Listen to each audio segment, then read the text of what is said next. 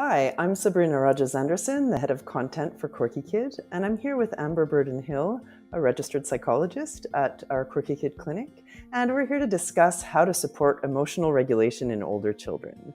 So we've actually just recently published an article on our website about this because we get so many questions about it from parents, don't we? I think parents are often concerned that their children haven't managed to, learn how to regulate all their emotions and may still have emotional outbursts by the time they start school or even when they're 7 or 8 or older.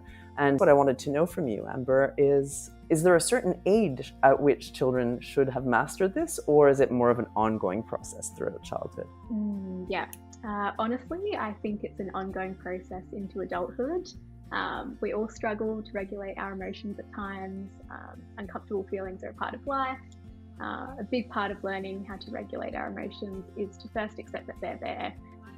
If I say to you, don't think of a pink elephant, what do you think of? The pink elephant, right? And the more we try to push these uncomfortable feelings away, the bigger they can seem. So not only do we need to accept these feelings will come up for us, but that they're definitely going to come up for a 7 or 8-year-old, and any child for that matter. Children may not yet have the tools at this age to sit or tolerate these difficult emotions, especially since every child is at different developmental stage, regardless of their age. So it's important for us to meet them where they're at. Great. And what would you say to parents who are concerned that perhaps their parenting style or, maybe they've coddled their children too much or they've been too difficult on them? What would you say to parents about that? Well, parents are often quick to blame themselves or question their parenting styles, but parents have to work in baby steps towards emotional regulation, just like how you teach any other skill. So it's common for parents to ask, am I being too soft? Am I coddling them too much? Or even am I being too firm with them? It can feel like a fine line to tread, but ultimately it's important to validate your child's feelings first and then address the emotional outburst when they're calm. And when they have the capacity to problem solve.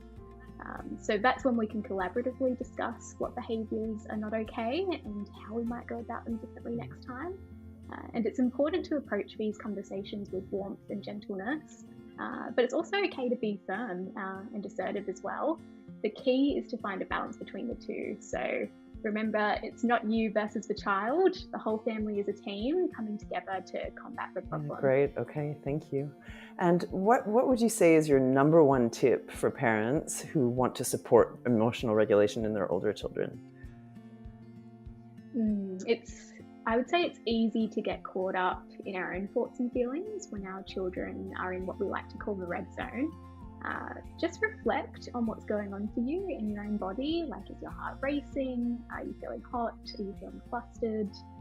Just by pausing and taking a moment for yourself, we can begin to model to our children how to best navigate these tricky emotions. So share how you're feeling using I statements. So I'm finding this stressful. I'm feeling a little bit frustrated myself. Then let them know that you're going to step out onto the balcony for a quick stretch or go for a walk to the letterbox, take a few deep breaths. Just by modelling these coping strategies to a child, you'll be teaching them too. And I think it's also important to remember, once you've returned, don't jump straight into problem solving or discipline. The key is to calm everyone down before trying to solve anything. So stay at a close distance, but allow them their space, but also let them know you're still there if they need you. Keep talking to a minimum. So I like to say less is always more. And in that moment, it may be best just to ignore the behaviour or the problem, but without ignoring the child. So just reassure them it's all right and validate how they're feeling.